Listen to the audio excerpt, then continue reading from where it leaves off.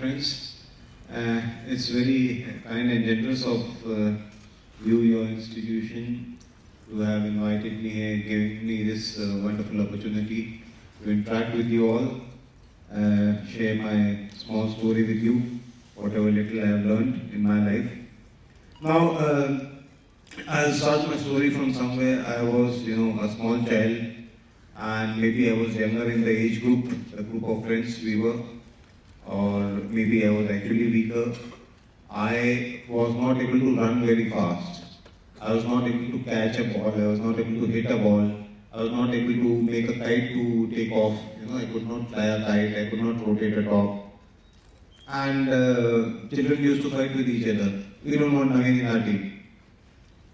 We all have faced similar circumstances at times in our life. And in school, I was not getting very good marks. I was not very good at maths. My handwriting was very, very bad. Teacher used to say, write 100 times and get it. And I used to write 100 times bad and get it. So now this led to a kind of frustration, frustration and anger. Now this frustration and anger is a very positive energy. You need this energy to bring about a change. Unless you are frustrated with your bad handwriting, why my handwriting is bad, why can't I write well? Unless you are frustrated with your bad marks, you're not able to study, you're not able to learn, you're not able to understand, you will not try to bring out that change.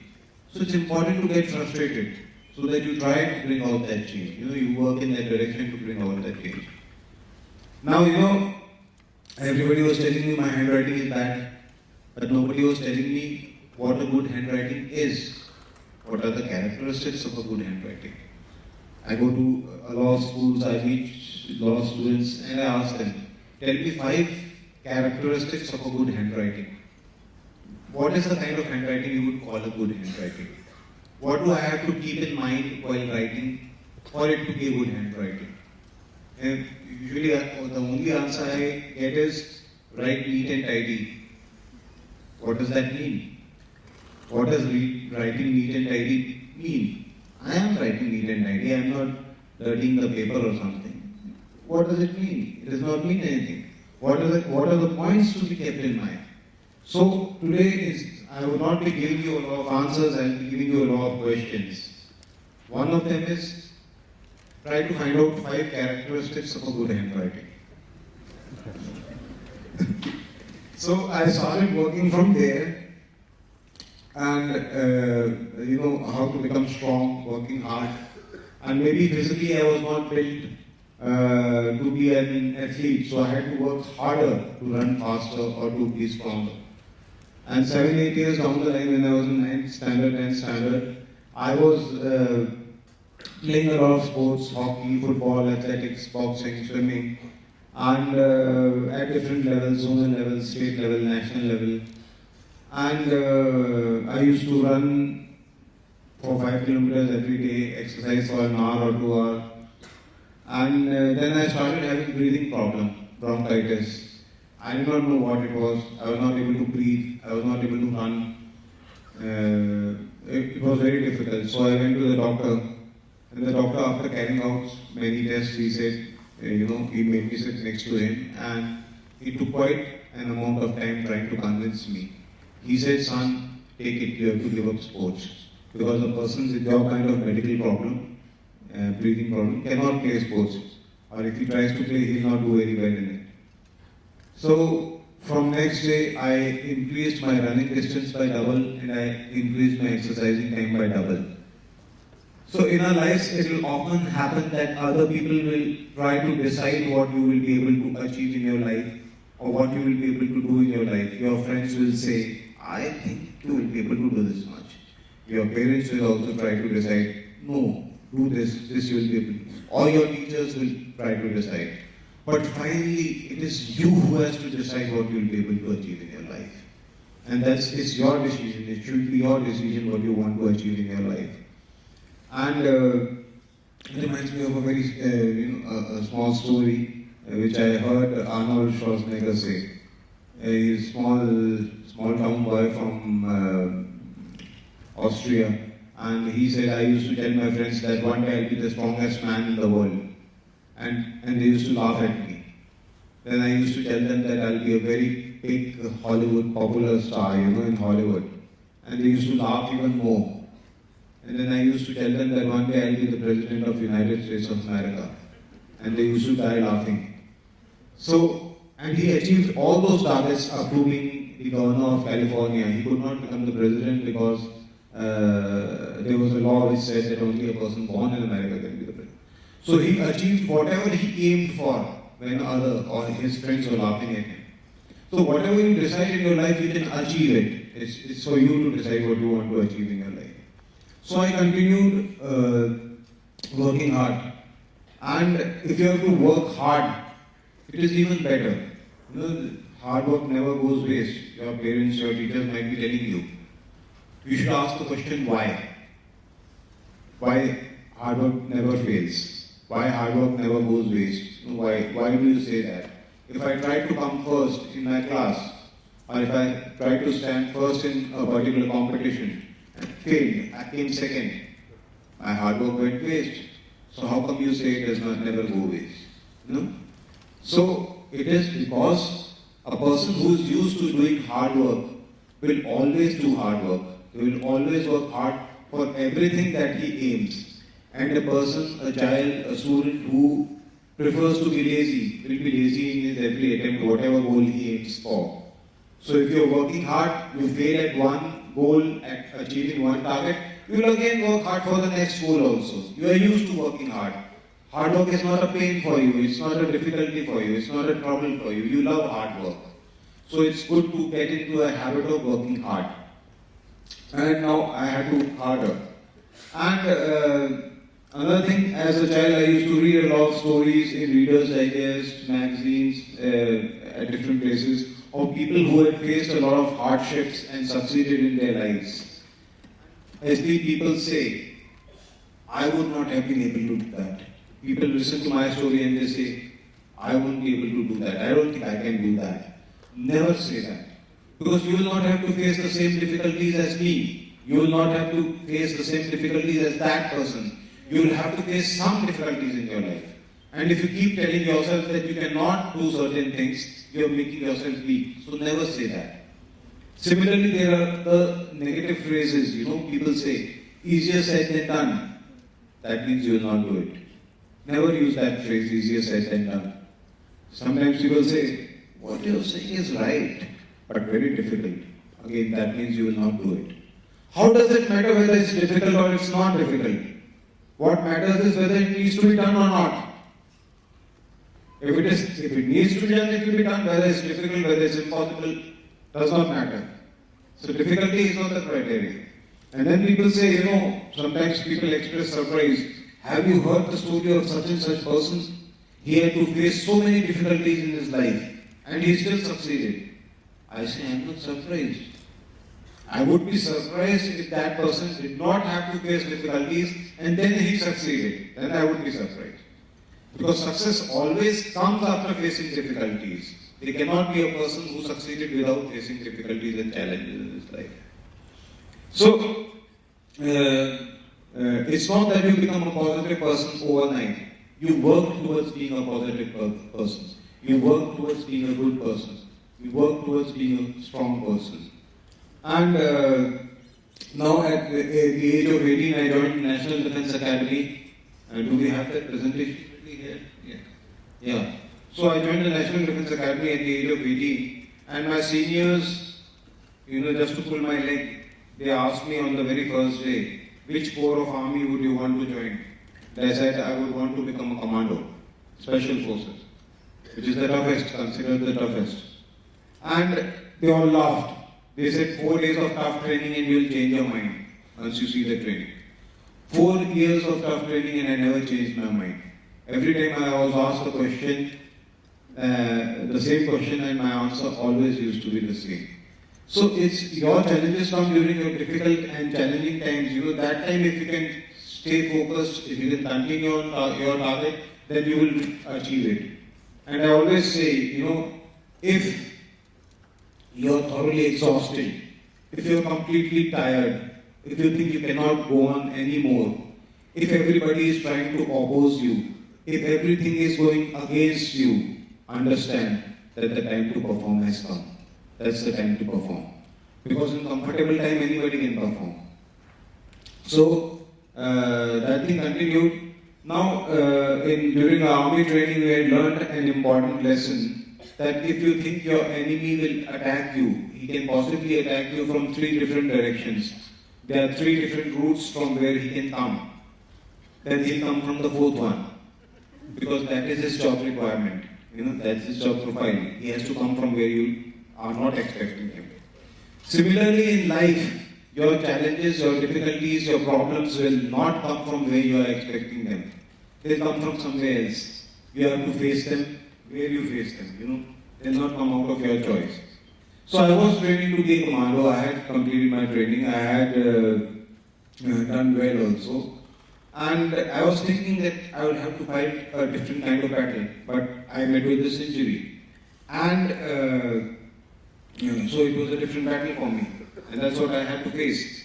And whenever we have to face such a loss in our life, something happens, we lose a dear one, or we face some kind of a loss, the basic question which everybody asks is, why me? Why did it happen to me? Why did I have to face this loss?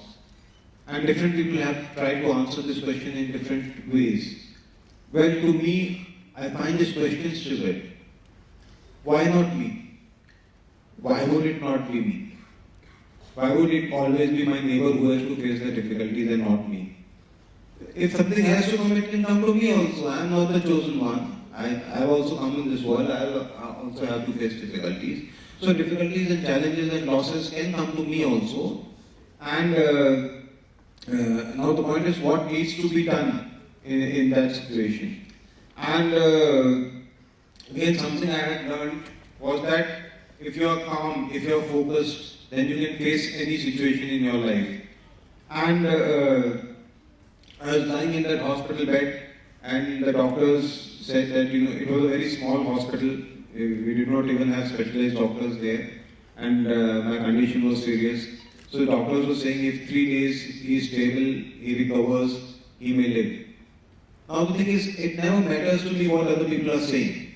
Your friends will have some opinion about you. Some people will think you're good, some people will think you're bad, some people will think you're stupid, some people will make fun of you. It's okay, it's fine, So what somebody is saying, it does not matter. What the situation is also does not matter. What matters is what needs to be done. What should I do? And I should stay calm if I want to come out of that situation. So, I had to spend, 2 years in the hospital, and there was a long period of time when I could not move also. So during that period of time when I could not move, I was not able to breathe properly, I was not able to speak. I used to do mental calculations in my mind. I used to try multiplying numbers in my mind. I used to count the beeps of the life support device which was attached to me. I tried to remember all my past life, go over the incidents, trying to spend my time. Then I started playing chess. I had an empty chessboard hung in front of my bed, and I used to think of moves on that. So did a lot of things, and spent about 2 years in the hospital. Now I was always used to working hard. I was always working hard, and I had to work harder than other children had to, other students had to. So when I had to face hardships, I was not troubled. I could face the hardships. I was a strong person. So I spent about 2 years in the hospital, and when I came out of the hospital, the doctors again said that, one day he might be able to move his wheelchair himself. Because my hands are also just 10% of my hands work, my fingers don't work. So that was the maximum they were expecting me to achieve, that I would be able to move my wheelchair myself.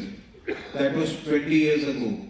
And I have not only moved my wheelchair myself, I have made a world record which no person, whether physically challenged or otherwise, has been able to break in last 11 years. And I made that world record. I did the highest educational qualifications when I could not even write. I cannot write with my, efficiently with my hand.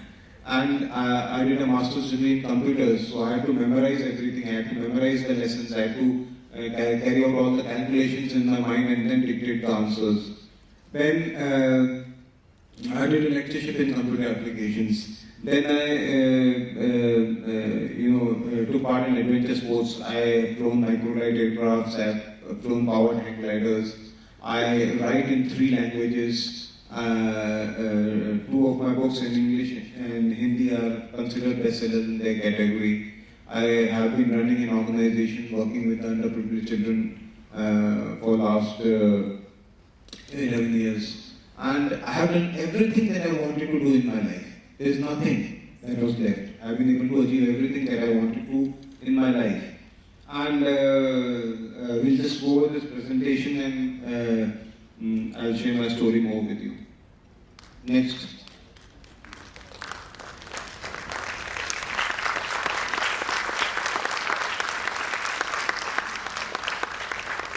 So, I spend a lot of time with students, children, I spend a lot of time with them. And, as kids, as students, we feel, lot of fun, lot of free life, it's, joy, fun.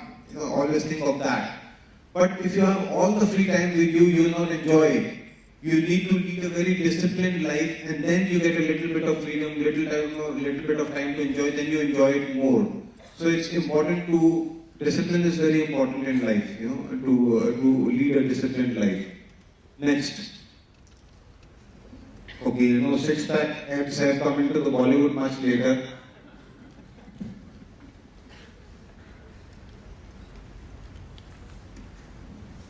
And now what I say is, our body, our mind, it has been given to us. It is like a 500 rupee note.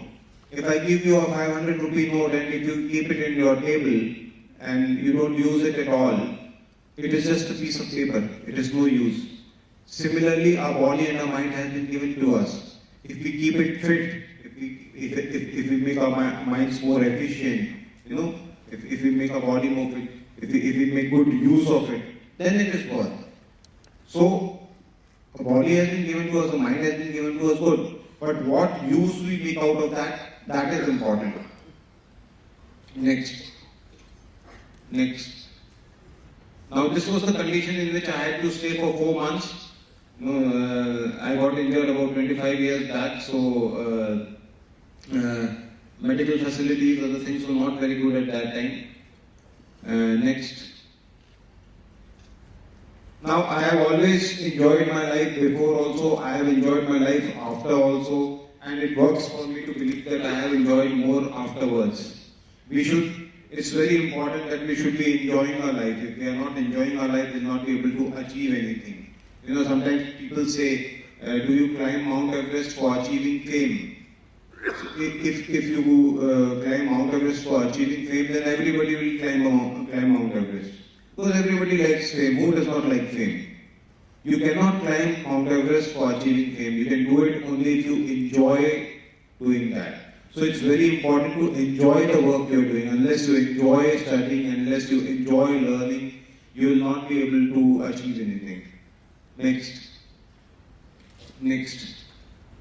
And in life, whenever you get an opportunity to do anything, do. I always say, if ever in your life you are in a doubt whether to do or not to do, do.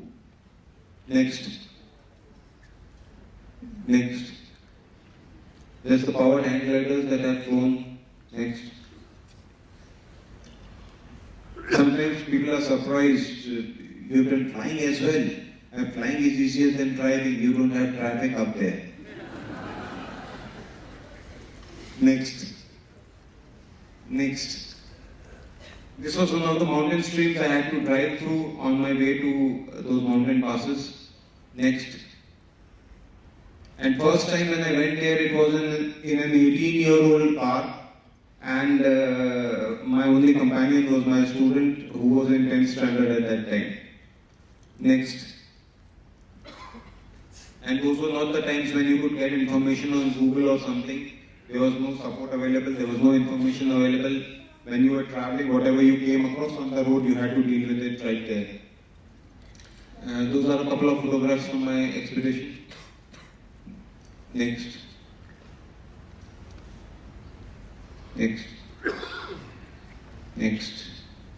This is when I reach the top of that mountain pass. Next.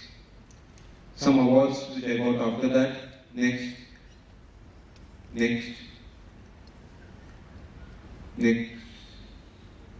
Next. This is the organization that I run. And in your life, we try to achieve a lot of things for ourselves. But we should always try to work for others. Just like an object, if you see some object, what is the color of that object? What is the color in that particular painting? You see the red color. It's the color of light that object is giving away, not the color of light it is absorbing. Similarly, in our life, what we give away is more important than what we keep to ourselves. So we should always try to give away to others. Next. Next. Next. Next. Next. That's a girls' boxing team that we have in the village. Next. These are the two books that I have I've written. And when I made that record, a lot of friends came to me and said, come out with a book. A lot of news channels are covering you. This is the right time to come out with a book. So I told them, no, I will come out with a book only when I am thoroughly convinced that I have written a good book. I don't want even one person to read my book and say that he wasted his time. I want every person who reads my book to like my book. And to write a story of that caliber, it took me about 8 years to write that book. And I have always believed in quality of writing. Whatever you write, whatever you do, it should be of a good quality. Next. Next. That's my childhood hero, Milkha Singh. People know more about him now after his movie has come out. Next. That's the captain, Mahendra Singh Dhoni. Next. Next. Next. Next. Next. Next. Next. Next. Yeah. So I would want to tell you something. Sachin Tendulkar, of course, in India everybody knows about him. Mahendra Singh Dhoni, who was the captain of the team, that also everybody knows about him. Dr. APJ Abdul Kalam, he had also come at one point. How are these three people related? One is a very good player. He is very good at what he does, batting. He is very good at it. One is a very good captain. And one is a very good teacher. So, like in army, we have a soldier, a general, and a teacher. There are three categories of people in this world. You are either a leader, or you are a very good soldier, or you are a very good teacher. And these three things require three different kinds of information, knowledge, abilities. So you have to decide what you can be good in your life. Can you be a good soldier, a good player like Sachin Tendulkar, or can you be a good leader like Mahendra Singh Dhoni, or any other leader that you know of, or can you be a good teacher? And you have to know, you have to find out, what works best for you. Now the difference is that Sachin Tendulkar is a good soldier, a good batsman, because he is very good at what he does. If you give him a task, he will do it, and he will be completely focused. If somebody says something bad about him, he will not go and talk to that person, why did you say this thing about me? He will just do his work. He is very good at it. But he was not able to be a very good captain. Because in pressure situations, he was not able to handle it. He was not able to handle the team. To be able to handle the team, you have to be calm. You have to be focused. You don't have to get disturbed by the situation. It has a different kind of requirement. Similarly, a teacher has a different kind of requirement. He has to know why the child is not understanding, why the student is not understanding, how he can understand it better. So the three jobs require three different kinds of abilities. You have to find out what you can be good in your life and decide that. Next. That's the Indian hockey team. And when I was talking to the Indian hockey team, they asked a lot of questions. But one of the questions I will share with you, that they said that in the first half of the match, we always score 1 or 2 goals, and in the second half of the match we lose. Why does that happen? We have tried a lot of things and we are not able to change it.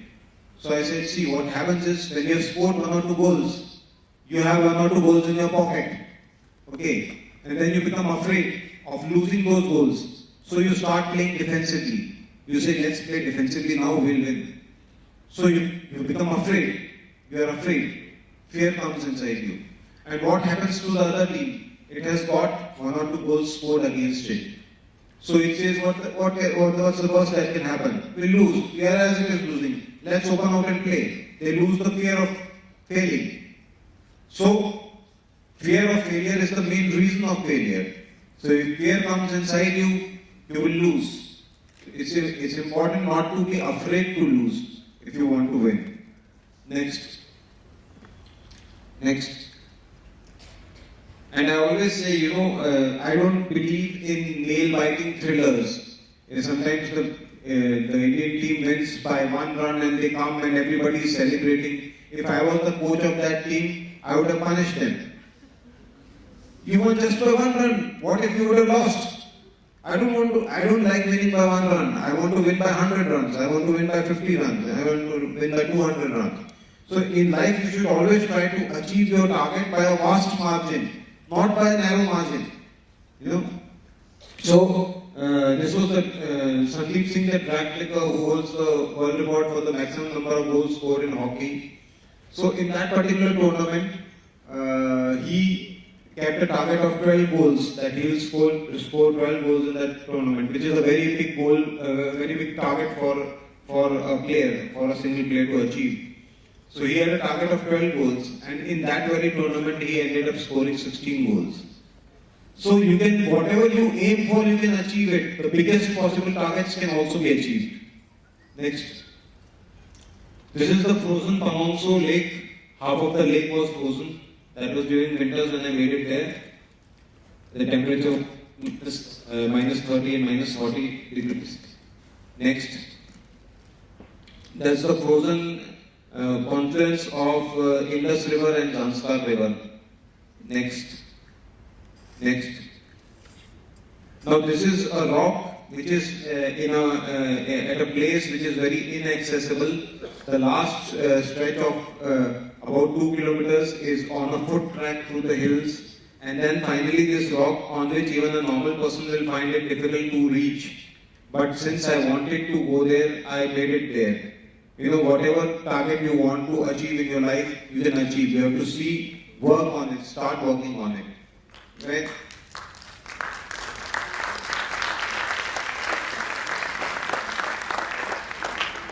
It is for you to guess how I was able to make it there. And but when I'm talking to students, I always ask them, do you have some dreams in your life? Are there some things you want to do? And all of the students are, yes, we have a dream. I want to do this. I want to do this. So I ask them, tell me, what did you do today in the direction of achieving your dream? And then they say, today I have not done anything. I say, what about yesterday? Yesterday you would have done something. He thinks again and says, no, yesterday also I did not do anything in the direction of achieving my dreams. I said, day before yesterday you would have definitely done something. And they again say the same thing, no, day before yesterday. How are you going to achieve it? There could be a day that you do not talk to your friends. There could be a day that you do not go out to play. There could be a day that you do not sleep. There could be a day that you do not eat. There could be a day that you do not pray.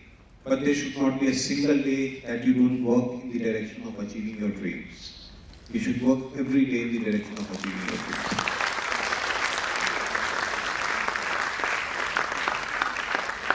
And you can mark my words, 10 years down the line, 20 years down the line, you will see that children out of you who succeeds, he was not the topper of the class, he was not the most fittest, he was not the strongest, he was not the most intelligent, he was the one who kept working, who kept moving in the direction of his dreams. So always work in the direction of your dreams. Next. And that's about it. We can run that small video of my expedition.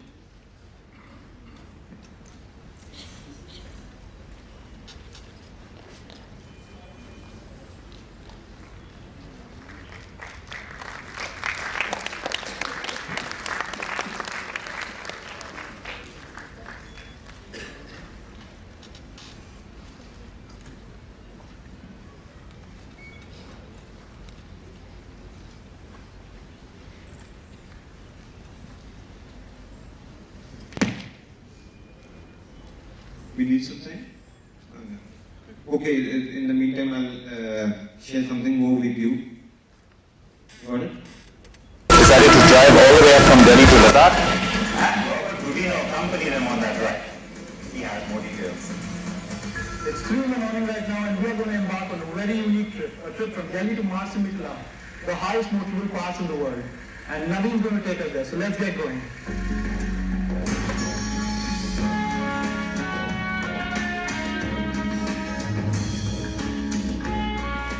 With the destination such, it was for sure that we had to leave as early as possible to avoid the traffic and to get a head start on the hills. A tough drive by any standards. But what made it extra special was the man behind the wheel, ex-army man Navin Gulia, who had discharged from the army 9 years ago. After an obstacle race mishap, injured his spine and left him completely paralyzed. His chariot in this case is a completely modified Tata Safari, where all controls including the clutch, accelerator and brakes are controlled by his hands. In fact, he would never be able to guess where the horn is.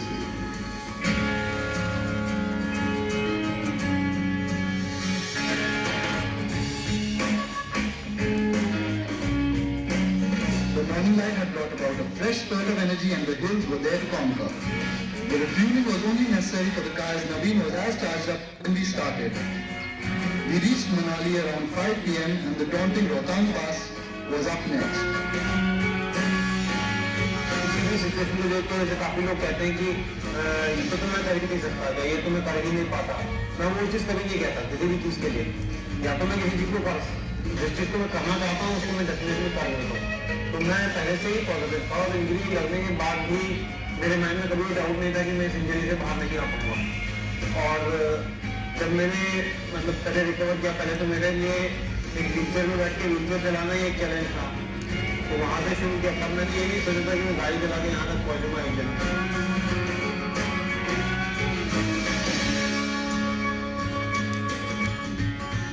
With bad weather to hinder our way, zero visibility made us proceed at a snail's pace. This was extremely tiring for Navin.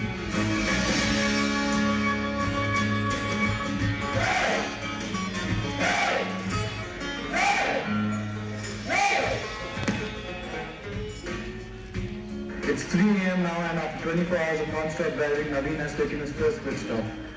We anticipate being back on the road in 15 minutes. And with this new energy, our destination on hand does not seem far.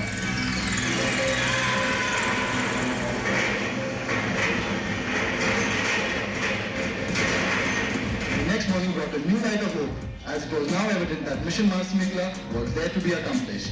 It was a grueling drive up ahead, but Navin was up for it. Driving from Karu to Kansai in less than 5 hours, he was on schedule. However, what lay ahead was the toughest terrain yet. A dirt track through the Himalayas to reach a height of 18,634 feet.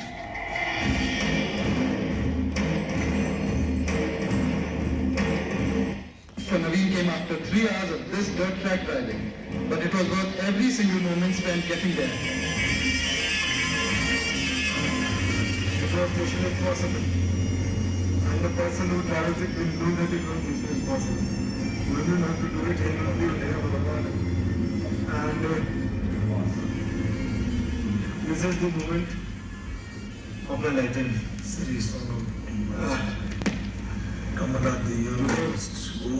My life has become meaningful. I want to make a statement. If in your life you have not found something you can die for, your life is not worth living.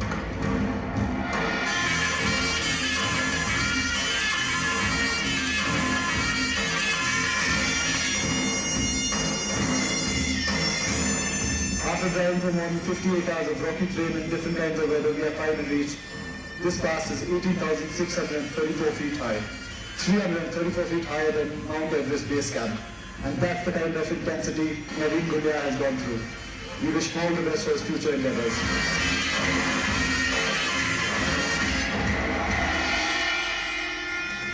We're going to take our second and last commercial break. Decided to drive all the way up from Delhi to Ladakh, and Robert.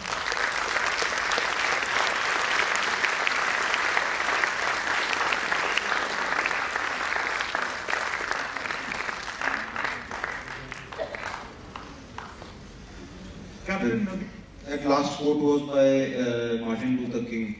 If you've not discovered something that you can die for, your life is not worth living. And it does not actually mean that you have to die. It means something which is worthy of that. Gulia knows adversity. A few years back, he lost the use of his legs owing to an accident and had to leave the army. Yet this story is not about his triumph over his own disability, but his immense effort to help other people who are at a similar disadvantage. नन्हा मुन्ना लाई हूँ, देश का सिपाही हूँ, बोलो मेरे संग जय हिंद जय हिंद।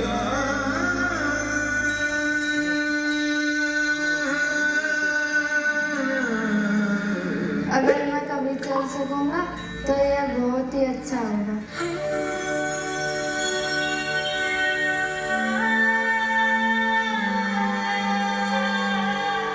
मैंने अभी ग्रेजुएशन किया हुआ है और मैं आगे पढ़ना चाहती हूँ, बीएड करना चाहती हूँ। Keeping Sunny and Geeta's hopes afloat is Captain Navin Gulia. An inspiration, a teacher, and a friend who is just like them. I wanted to become a soldier, but I went with this accident and I was not able to achieve that goal of mine. I am now a soldier in the society and there is a bigger battle to be fought in the society. A nasty injury cut short Captain Navin Gulia's army career. After spending 2 years in the hospital, he was left paralyzed from waist below and confined to a wheelchair. So in 2005, he set up ADA, that stands for Apni Dunya, Apna Ashiyan, a center to help street children build a better future. Over the years, Captain Gulia has got 70 children enrolled in 2 Gurgaon schools. It's a kind of help center where they can come any time of the day or night. It's open 24/7. There are blankets there, there are warm clothes there, there are clothes there, there are food material there, there are medicines there. Captain Gulia also visits 6 villages in and around Gurgaon to help those who cannot make it to the center. In this conservative village of Barhna, Captain Gulia's efforts have given Geeta a new shot at life.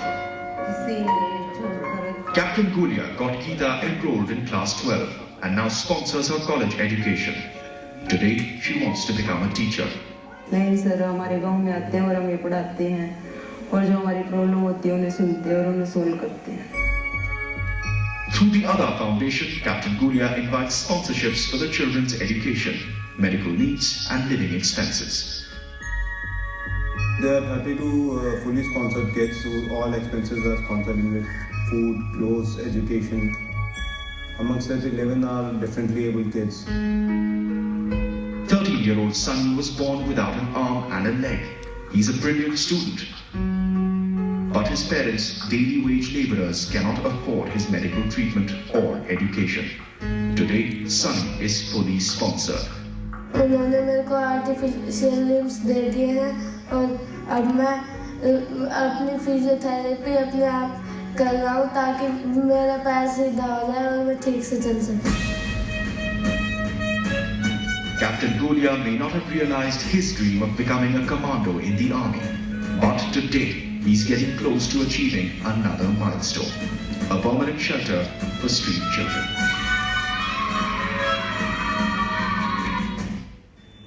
Captain,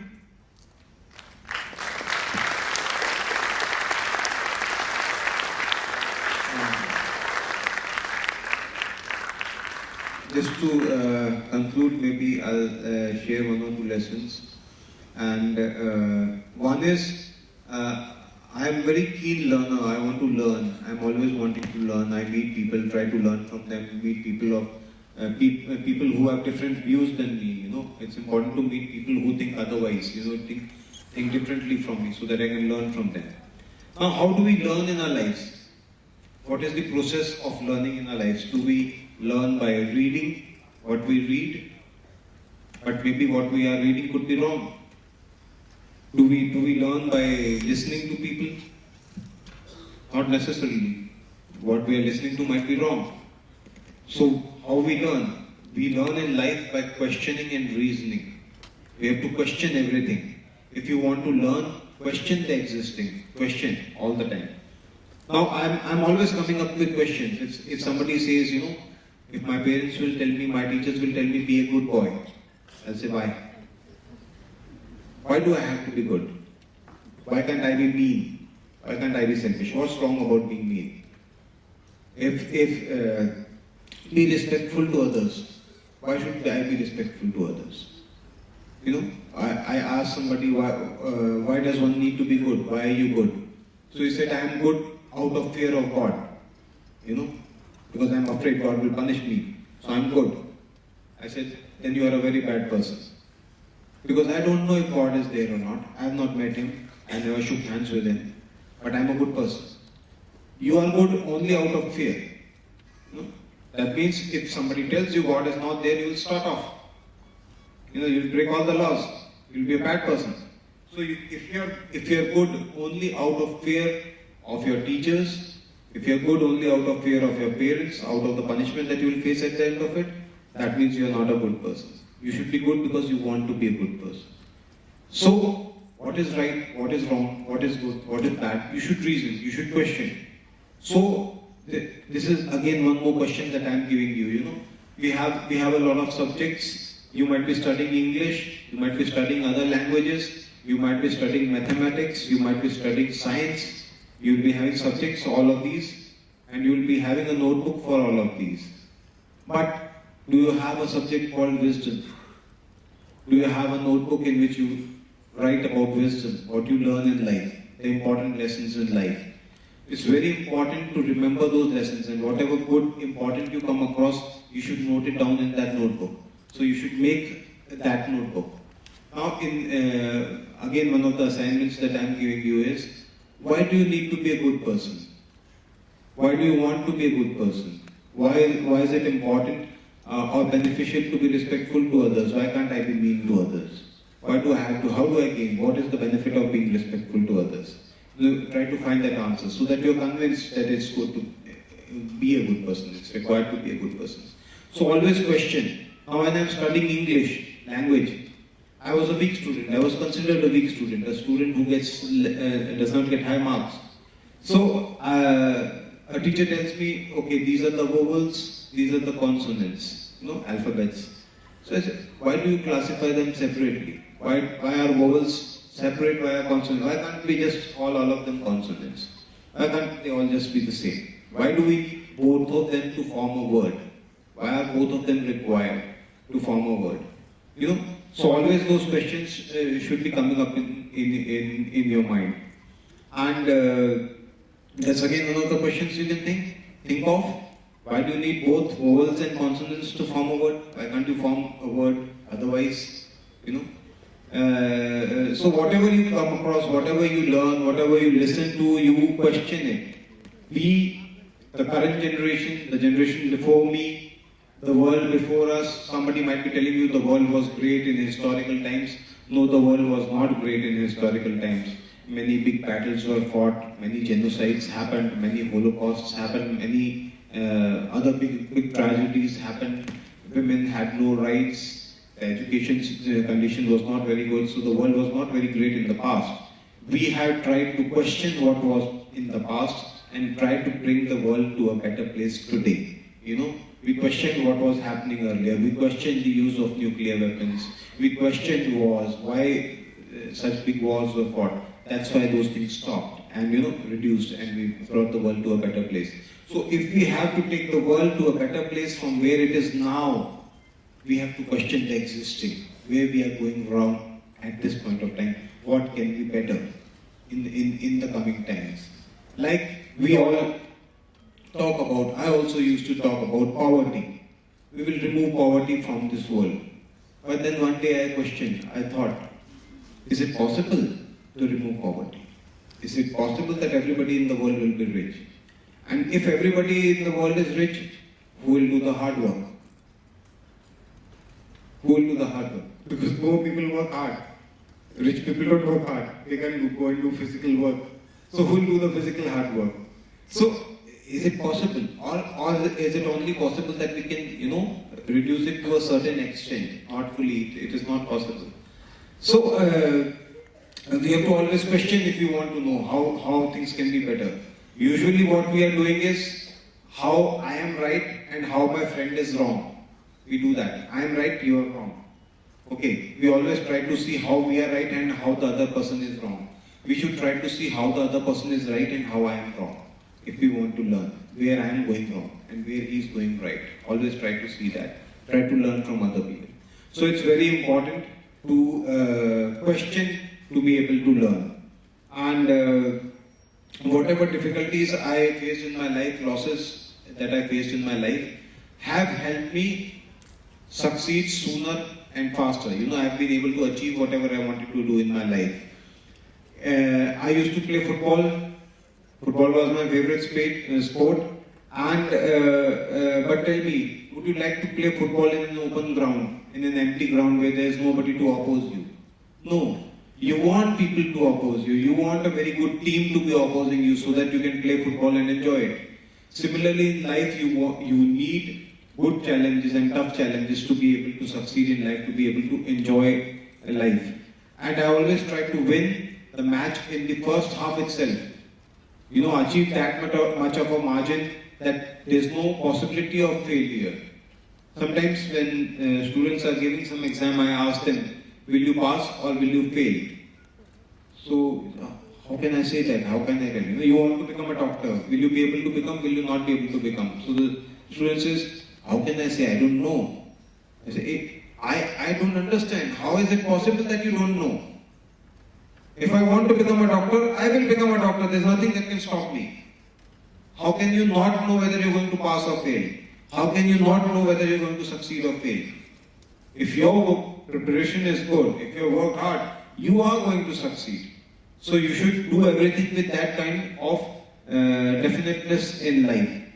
And that's about it, my story that I've shared with you. If there are some questions that you would want to ask me, I'll be glad to answer.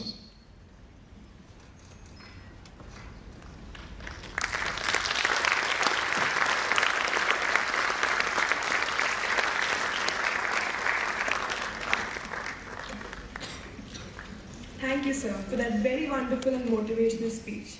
You are an inspiration to all of us. And I'm sure we will now view our lives in a different manner, remember what you said, and apply it. We now have an interactive session for the delegates. Our volunteers are there to help you with the microphones.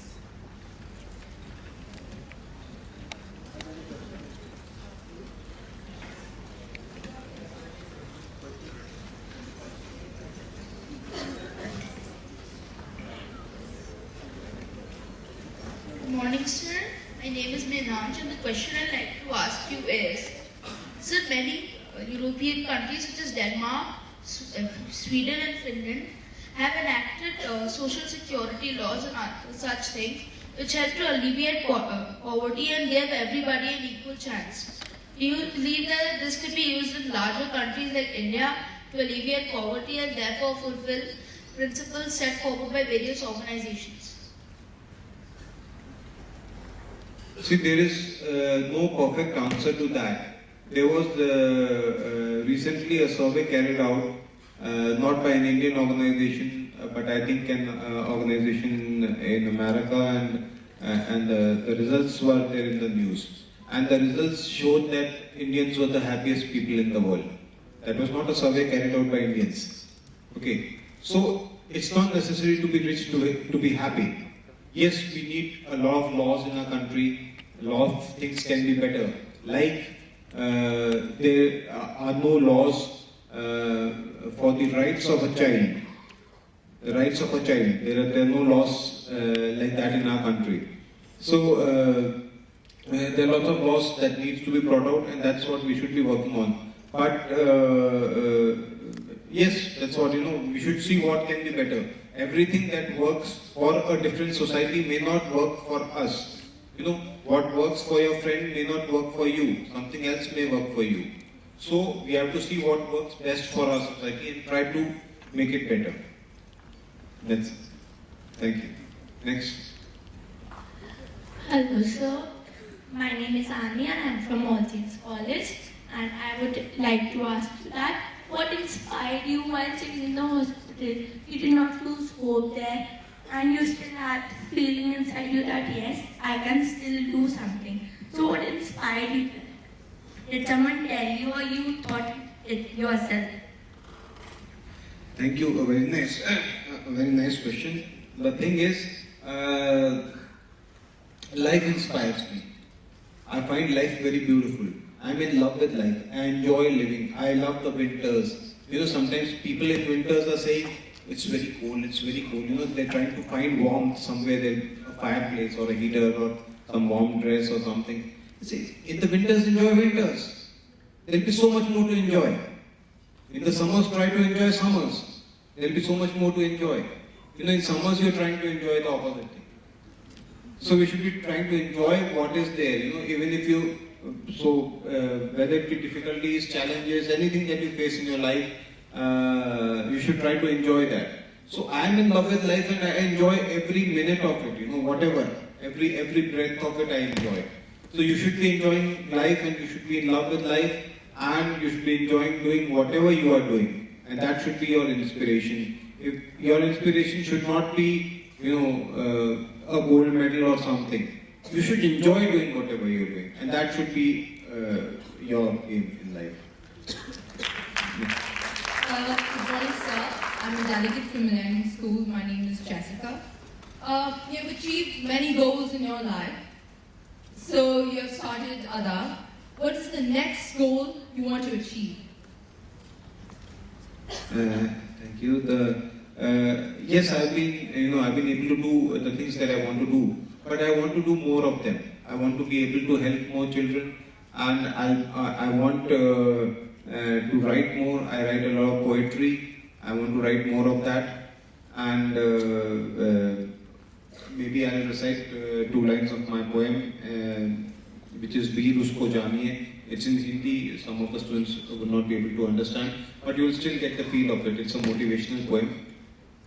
न करे विचलित मुश्किल न जिसको झुकाए हार जिससे हार गई सोचे बहुत उपाय वीर उसको जानिए जो हर संकट हर जाए विवेक को अपनी शक्ति बना संयम को कर प्रबल विकट स्थिति में रह अपने असूलों पर तू अडिग अचल जो डगमगा गया अपनी कर्म भूमि पर वो इंसान ही क्या कहलाएगा जो चलता रहा तूफानों में अपनी मंजिल को अंत में वो ही तो पाएगा संकट जिसकी शक्ति बने आंधी न जिसको हिलाए हार जिससे हार गई सोचे बहुत उपाय वीर उसको जानिए जो हर संकट हर जाए. So whatever I have done, I want to do more of it. That's about it. You know, learn more, experience more. Good morning, sir. Sir, in your book, in the Quest of Last Victory, you gave a special term to the differently abled people.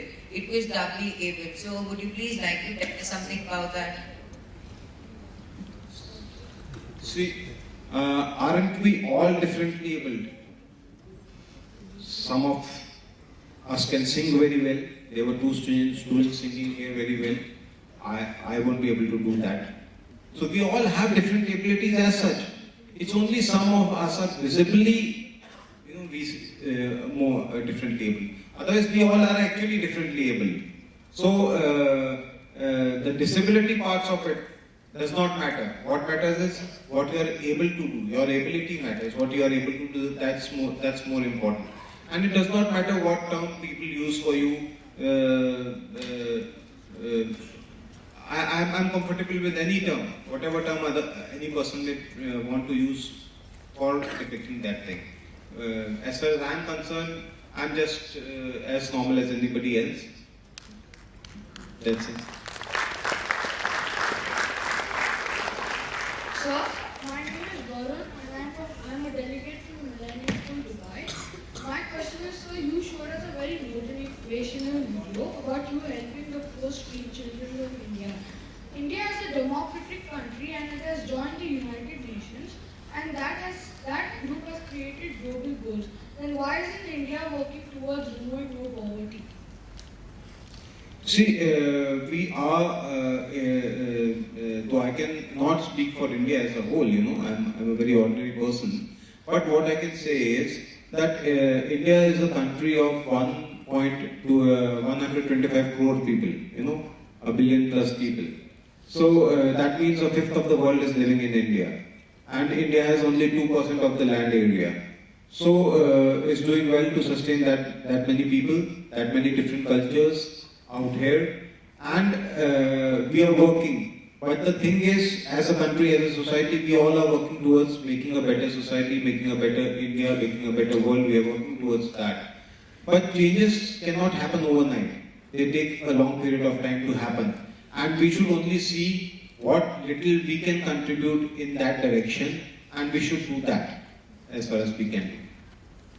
So, I'm Nishat from Hermitage, and I would like to ask you this question. If currency didn't exist and that everyone had division of labor in the world, would the world be a better place? Please repeat the question, I could not get the second part. If currency did not exist and everyone had division of labor, would the world be a better place? Yeah. See, that's a hypothetical question. We don't know what would happen in that kind of a situation. Some things are, dream situations. So we should know what is really and possibly achievable in this world. Like to say that people will never fight. It can never happen. People will always fight. There will be fights. What we can do is avoiding conflicts to the maximum and trying to make it better, that a less possible thing to happen. But till the time human beings are there, there will be fights. There will be some bad people. There will be some good people. The whole world can never be good. So they cannot be a perfect world. The world is perfect the way it is right now. There will always be, and it's important for bad to be in this world also, so that we appreciate the good.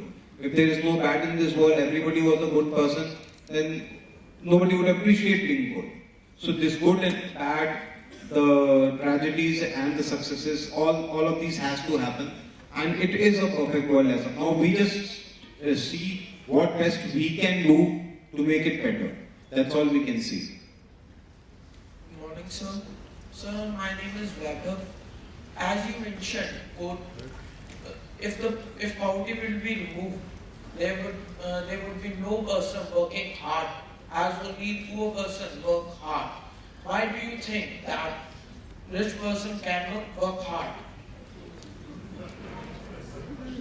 No, you can work hard, and I have a lot of people who are the richest in this country, and I admire them, like Ratan Tata and all. Their story and all I have studied. But if you see the normal society, a person who is rich, will he go and clean the street? No, he will not. No, when it comes to physical work, he will not do. He will need a car to go from one place to second place. Then who will drive the rickshaw? When we have different, if you have a certain amount of money, or if you have a certain amount of success, you want to achieve more. If you already have more, what will you work towards? So I have only left as a question. I don't have the answer to it. I just introduce a question to you. That we all are saying that let's remove poverty. But if poverty is not there, who will work hard? My question is that, we have to find the answer to that. Is it actually possible to remove poverty completely?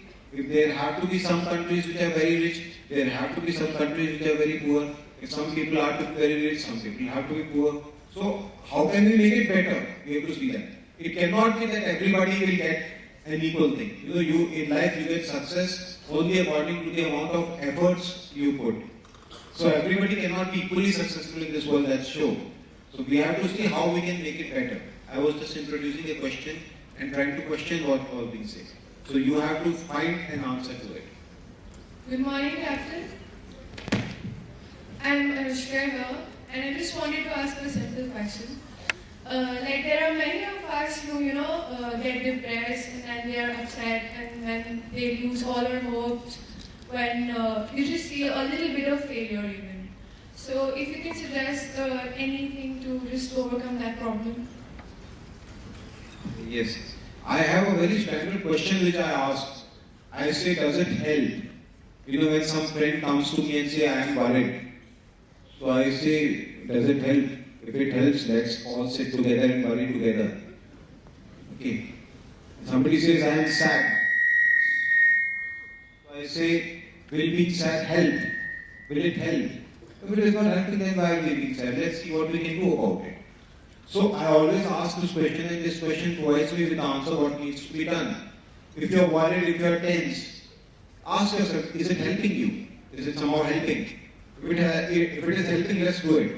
If it is not helping, then you should not be doing it. So when we get sad or depressed about something, about loss, we should ask ourselves, what benefit are we achieving out of being sad? Let's see what we can. Okay, something happened. Okay, a friend talked rudely to us. Okay, somebody betrayed us. Okay, I lost my very favorite thing or something like that. Let me see what I can do from here. That happened. Okay, fine. Okay, so being sad or being tense or it does not help. Let's look towards being happy. And whatever we do in our lives is for being happy. You know, whatever you are doing, if you are working, if you are studying, if you are trying to achieve a target, the sole purpose is happiness. So why not be happy? I tell people, people are always thinking that I will achieve this particular target and then I am going to be happy. So why not be happy now? Why can't you be happy now? Then people say, what do I have to be happy about? I don't have anything to be happy about. So I say, just hold your breath for 2 minutes and you'll come to know what you have. Just because that breath is coming and going, we are not happy about it. You know, when we are eating something and the food gets stuck in our throat and we are not getting the breath, then we realize the significance of it. So we should be happy with it. Sometimes people ask me, if you meet God, what would you ask God for? I say, if I meet God, I would not have sufficient time to thank Him for giving me this life, for giving me an opportunity to see, to listen, to watch, to observe, to learn, to live. He has given me so much. I would be thanking Him. It would be very mean of me to ask Him for something more.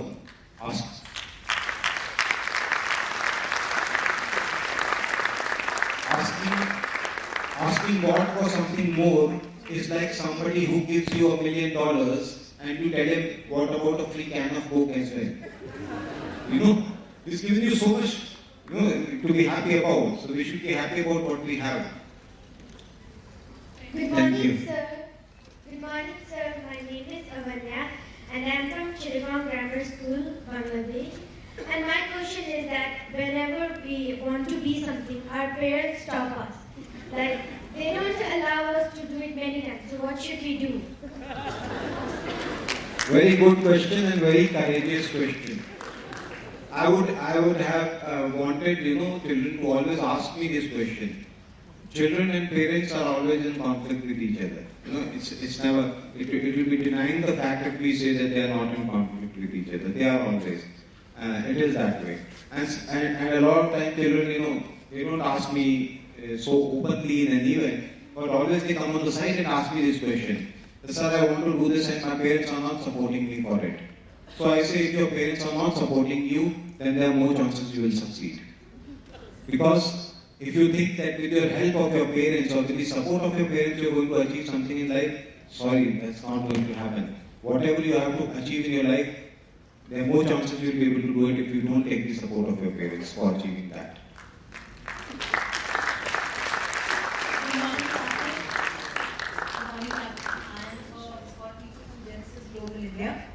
First of all, salute, and there are two lines I would like to say about you. खुदी को कर बुलंद इतना कि हर तकदीर से पहले खुदा बंदे से खुद पूछे तेरी रज़ा क्या है.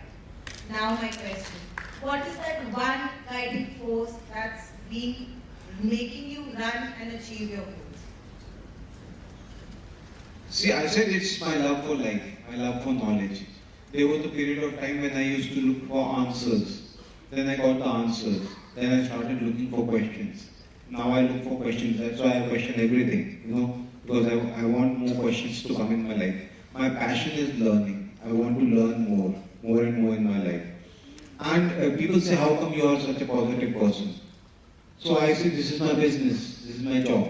It's very easy for me to be positive. I'm always talking about positive things. I'm talking to positive people. I'm talking on the positive notes. I'm doing positive things. It's very easy for me. For a person who's working hard morning to night, for that person it's difficult. For that person it's a challenge.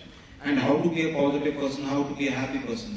Say positive things, speak positive things, listen to positive things, meet positive people, have a list of positive people with you whom you can talk to, have a list of positive activities that you can do, have a list of positive thoughts that you can go over all the time. That's how you remain positive all the time. I always say, even for praise, don't depend on other people. Keep praising yourself from time to time. If people ask me, how are you? I say, I'm a wonderful person. And it's dramatically a correct answer, I suppose.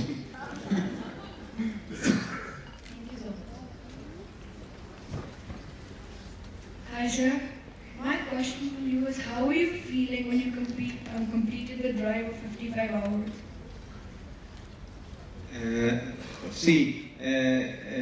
People sometimes say maybe you are happy that now that you have succeeded, but that's not the case. I was always a happy person. When I was injured and the medical staff was carrying me off that place, and 6 people had to lift me. My neck was broken, and one person was supposed to put his hand under my head, but he did not. So I said, friends, you have to take my head as well. So I was happy in that situation also. We have to be happy all the time. And yes, but about that one particular thing, people will know me by that achievement that I did. But I failed 1,000 times before that, before succeeding that one time. So that's again some question students ask me sometimes, that how many times can one fail? Once, twice, thrice, how many times can we fail? I say, if you are not willing to face failure 1,000 times, you don't deserve to succeed. You should be willing to face the failures in life. So I faced failures many times in my life, and then I succeeded. And the day I succeeded was the day when I was no longer afraid to fail. So don't be afraid to fail in your life. If you are taking chances in your life, if you are taking some risks in your life, there are 2 possibilities that can happen. Either you will win or you will lose. Those are the 2 possibilities. If you are taking a chance, if you are taking a risk, you can either succeed or you can fail. But if you play safe, if you choose to play safe, you have chosen to lose. Then nothing else can happen except failure. So it's better to take a chance. At least there are some chances you will win. So that was one time when I was not afraid of failure. And that was the time when I had also learned that you have to be calm in your successes also, in your victories also, you have to be calm and composed. So I took it very normally, even after I had achieved that particular target. Thank you. Good morning, sir. I'm Piyush Shukla from Pathways World School. I don't have a question, but I have an answer to your question. I have 4 characteristics on what a handwriting, how it can be good. 1 should be, there should be no scribbling or cancellation of letters. 2 should be, all letters should be even and in the line. 3 would be, most teachers prefer cursive, so I think that would be neater. And 4 should be, all letters should be clear. Thank you. I'm very glad that you put all those efforts to find out those points. I'm really glad.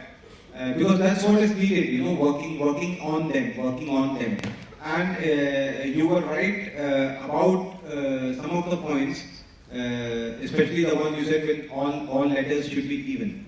Now, since you have come out with it, let me give my 5 points, which I discovered that these are the 5 points. Maybe they are 5 or not, I don't know. I was just a random number, I said. So, one is that the small alphabet should be of the same size. The big alphabet should be of the same size. Their inclination should be same. The gap between the alphabets of a word should be same. And the gap between the words should be same. Then the writing will appear a good handwriting. Thank you, sir. Thank you. Good morning, sir. I am Tanchi from MGD Girls School, and first of all, thank you so much for such an inspirational speech. And the question I want just spoke about poverty. He said that we need laborers in a society because everyone can't be rich. So there's a need for a certain amount of separation so that a certain group of people lives comfortably their lives.